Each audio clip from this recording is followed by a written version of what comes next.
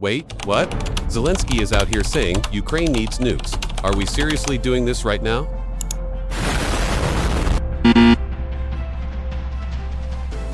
Oh, and Trump's former envoy.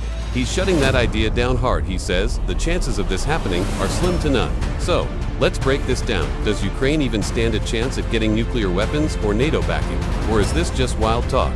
Buckle up, people, because this one's gonna be crazy. Breaking down the news.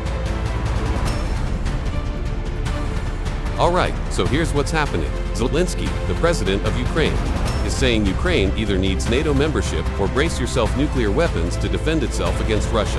Now, if you're thinking, wait, didn't Ukraine give up nukes years ago?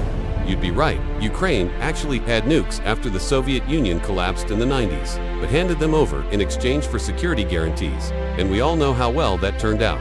Spoiler alert, not great.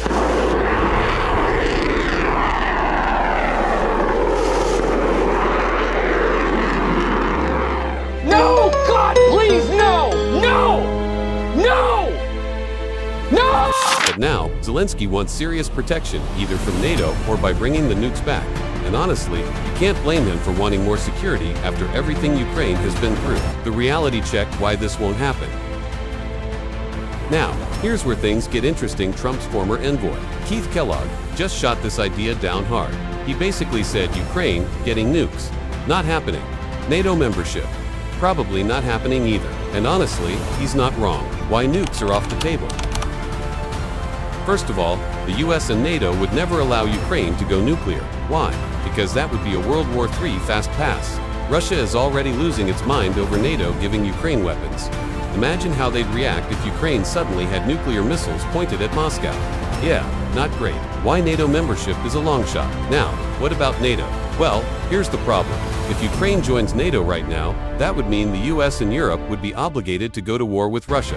And let's be real, NATO does not want to be dragged into a full-scale war. They'll send weapons, they'll talk tough, but actually putting boots on the ground, nope. What should Ukraine do? So what does Ukraine do now?